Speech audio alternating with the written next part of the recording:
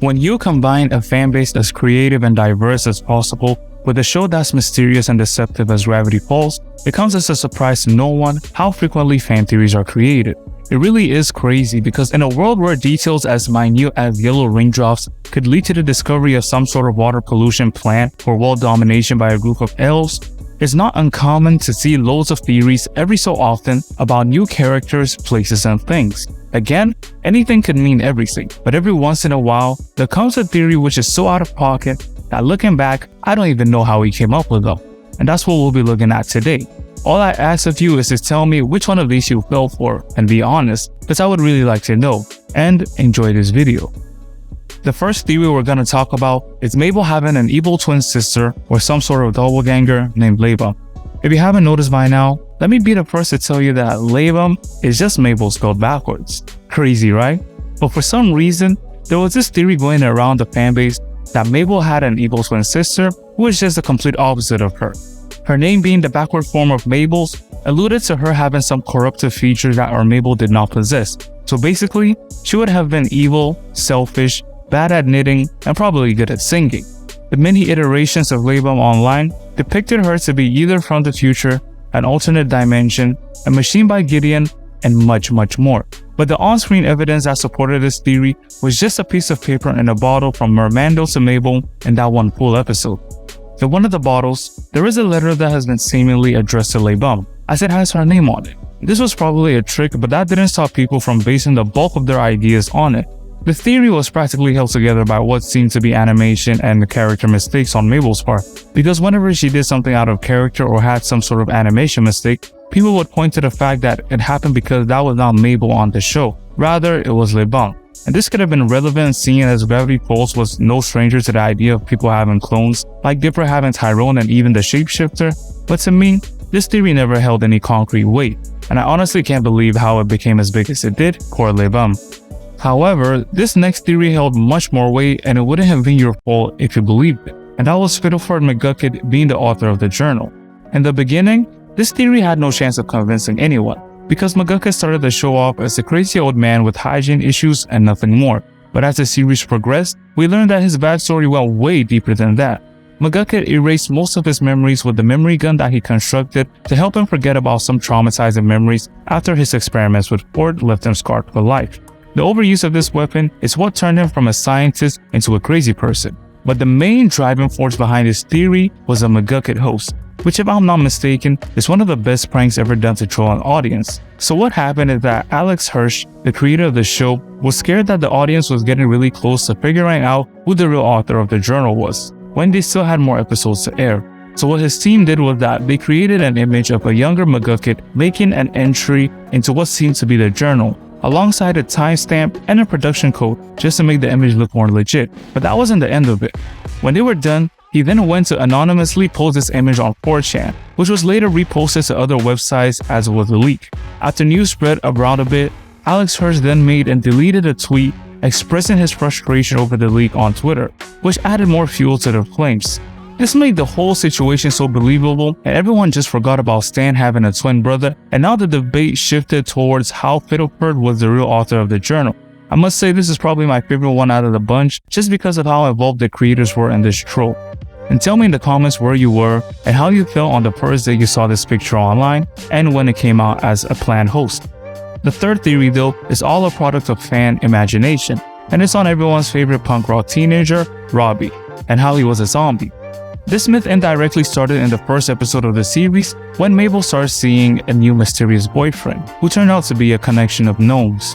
In that episode, Deborah looks into his journal to gather more information on him. That is when we are given the description of a zombie. In their journal, they are described as having pale skin, bad attitudes, and getting mistaken for teenagers.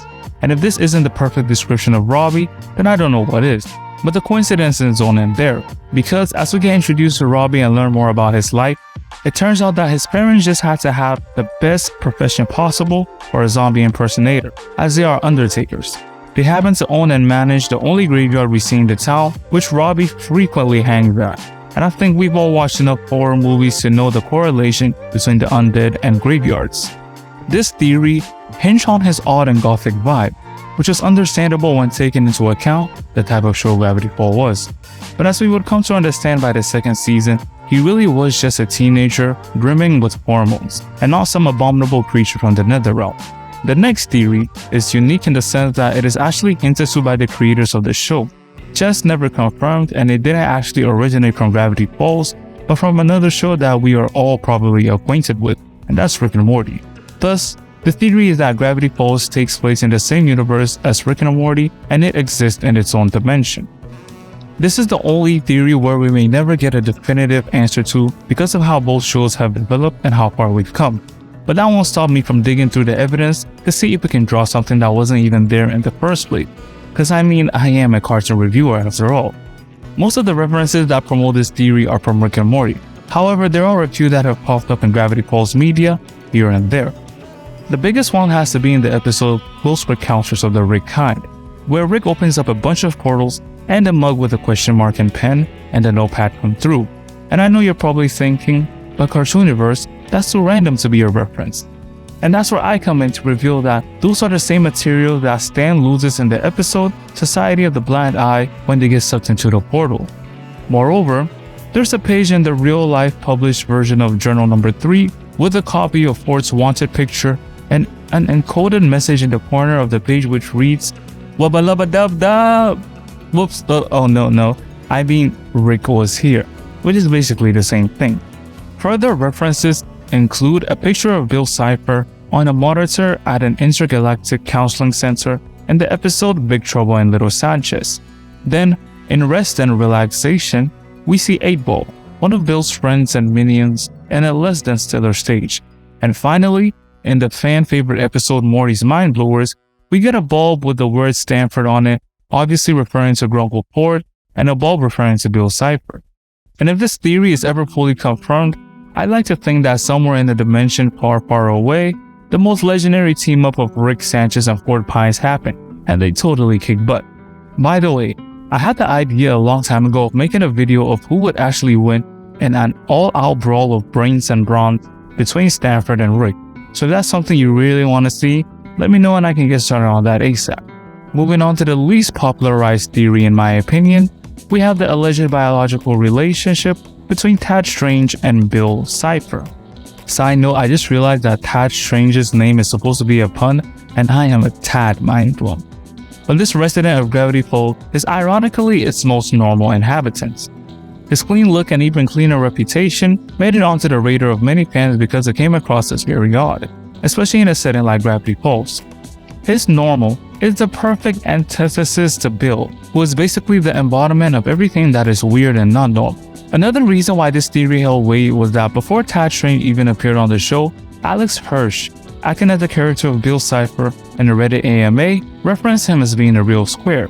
This single comment was the origin of a wave of theories that centered around Tad being the square-shaped brother of Bill, and if not a brother at least, somehow related to him. This was obviously disproved when his character appeared in the Centurion Candidate, and it was completely overruled by the Weirdmageddon finale. Looking at these theories so long after the show has ended, it has been very refreshing, because it kinda takes you back to the time when the show was originally airing, and we were getting blasted left and right with so many theories like every 0.2 seconds. So I thought, let me just make a video looking at some of the more crazy ones that we had to look at, and that's how this video came to be. If you enjoyed it, please leave a like on the video and subscribe for more awesome cartoon content like this.